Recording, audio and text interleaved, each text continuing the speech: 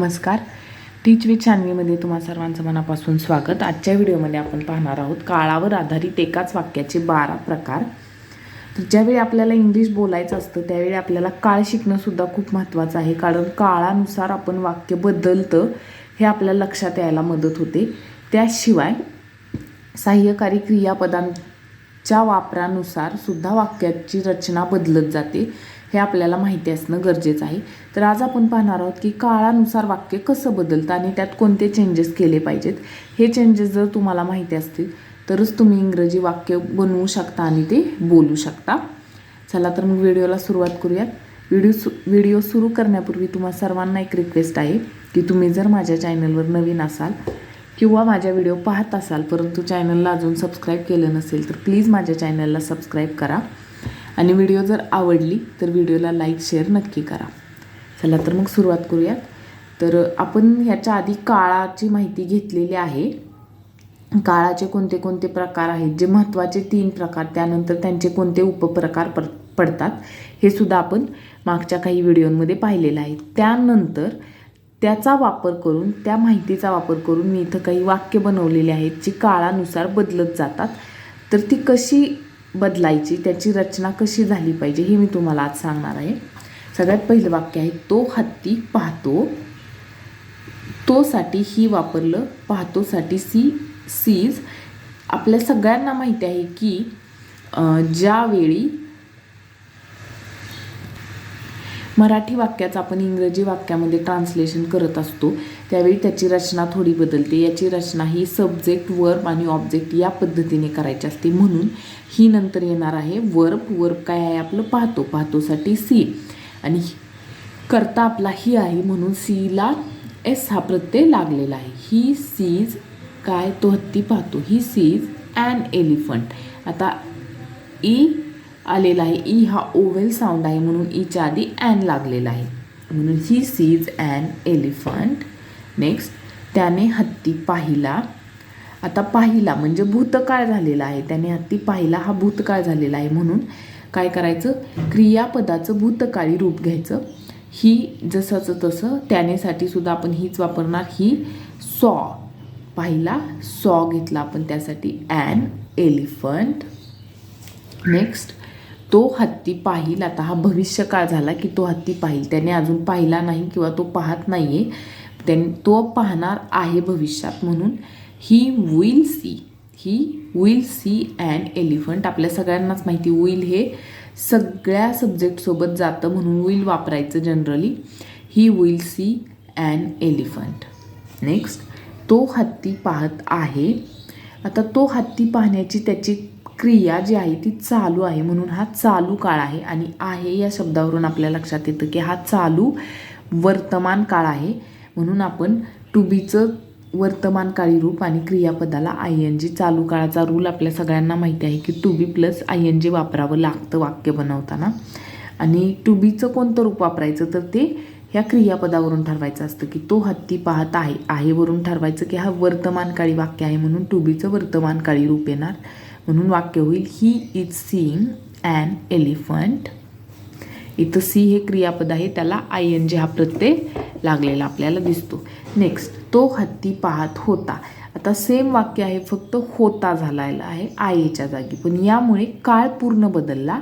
आहे म्हणत होतो त्यावेळी तिथं वर्तमान काळ होता, पण आता होता हे जेव्हा आपण बोलत आहोत त्यावेळी इथं भूतकाळ झालेला आहे म्हणून आता आणि तो हत्ती पाहत होता म्हणजे भूतकाळात ही क्रिया चालू होती म्हणून हा सुद्धा चालूच काळ आहे, पण हा चालू भूतकाळ आहे म्हणून टू बीचं रूप वापरताना भूतकाळी टू बीचं रूप वापरायचं आणि क्रियापदाला नेहमीप्रमाणे ING लावायचं. मग वाक्य तयार होईल he was seeing an elephant. He was seeing an elephant. Next, तो हत्ती पाहत असेल. आता हा भविष्यकाळ आहे आणि चालू भविष्यकाळ की तो हत्ती पाहत असेल, या वेळेला तो हत्ती पाहत असेल म्हणून भविष्यकाळी टू बीचं रूप आणि क्रियापदाला ING प्रत्यय लावायचा. वाक्य होईल he will be seeing an elephant. Next, त्याने हत्ती पाहिलेला आहे. आता हत्ती पाहिलेला आहे म्हणजे पाहून झालेला आहे, हा पूर्ण काळ आहे म्हणून पूर्ण काळाचं सूत्र काय आहे की to have plus P P. P P म्हणजे पास्ट पार्टिसिपल किंवा क्रियापदाचं तिसरं रूप. म्हणून वाक्य कसं बनणार आहे त्यानेसाठी ही टू हॅवचं रूप वापरायचं आहे आपल्याला इथं. पण हॅव हे फक्त आय सोबत जातं, ही सोबत आपल्याला हॅज वापरावं लागतं म्हणून आपण इथं हॅज घेतलं. त्यानंतर सी हे क्रियापद आहे आपलं मूळ, त्याचं पी पी पास्ट पार्टिसिपल वापरायचं म्हणून सीन झालेलं आहे. He has seen an elephant. Next, त्याने हत्ती पाहिलेला होता. आता हा पूर्ण भूतकाळ झाला म्हणून फक्त आपल्याला काय करायचं आहे, इथं जे आपण टू हॅवचं रूप वापरलेलं आहे हॅज, त्याऐवजी टू हॅवचंच रूप फक्त भूतकाळी रूप वापरायचं. म्हणून he had seen an elephant. He had seen an elephant. त्याने हत्ती पाहिलेला होता. नेक्स्ट, त्याने हत्ती पाहिलेला असेल. पूर्ण भविष्यकाळ की त्याने हत्ती पाहिलेला असेल, या वेळेपर्यंत त्याने हत्ती पाहिलेला असेल. म्हणून he will have seen an elephant. आपलं तेच सूत्र लागू करायचे, have plus P P. He will have seen an elephant. यानंतर नेक्स्ट, तो हत्ती पाहत आलेला आहे.